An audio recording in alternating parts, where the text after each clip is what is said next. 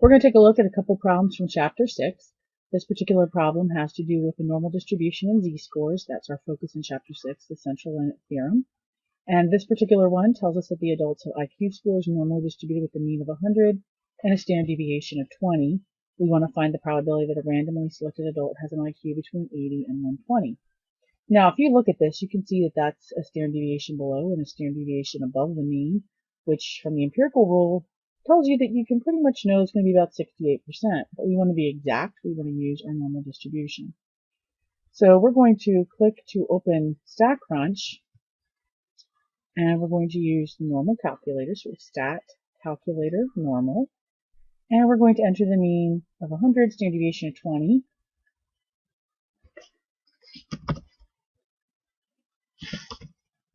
and then we're going to click between.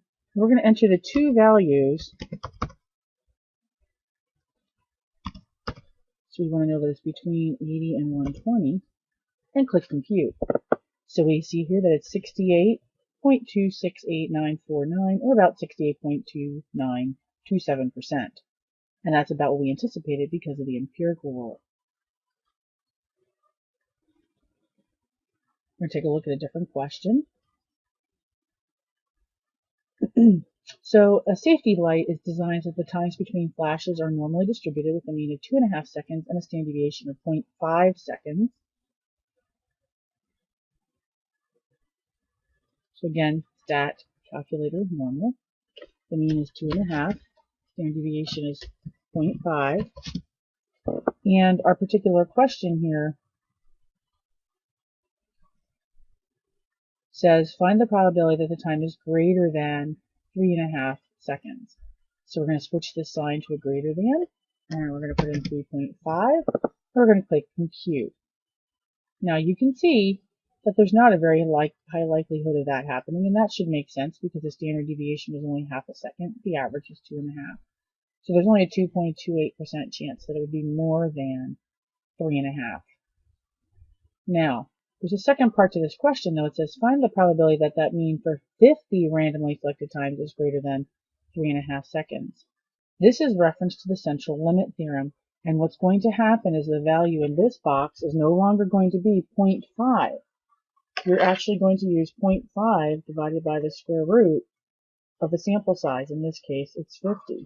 So instead of 0.5, we're going to put 0.0707, and we're going to recalculate the value. In this particular case, that makes the value so extreme that the probability of that event is 0.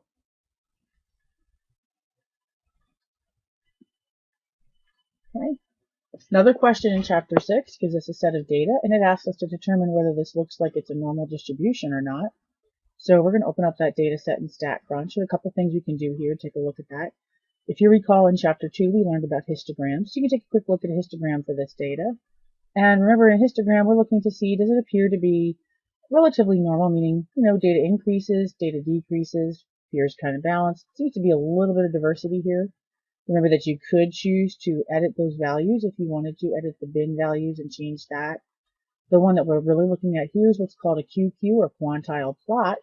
So we're going to go ahead and do a quantile plot, and we're going to try to make sure that our data falls on or as close to that line as possible in a linear fashion, and it does. So this particular problem, we would say, is approximately normally distributed.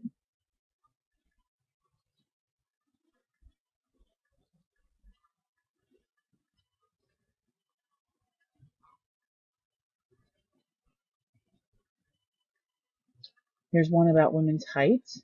Women's heights are normally distributed with a mean of 63.5 inches, standard deviation of 2.5 inches, and you want to find out the chance of women between 63.3 and 64.3. So again, this one takes us back to doing the normal curve. We're going to put the values into the problem. So again, 63.5, standard deviation is 2.5.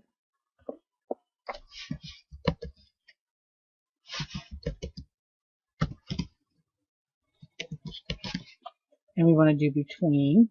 So we want to say, what's the chance that the one will be between 63.3 and 64.3 inches tall? Click compute. So it's 15.74%. You're going to round this to 2 decimal places after you convert it to a percent. The second part of that question asks, if you selected 8 women, what is the probability that would happen? The same values. So we're going to go back to that. Instead of using 2.5, we're going to use the equivalent of 2.5 divided by the square root of 8, which means we'll be entering 0.88388. And now we will be looking at 40.68% of women. That's because a group of women will average out to be closer to average than one individual woman. So a larger proportion of the women will fall within that range.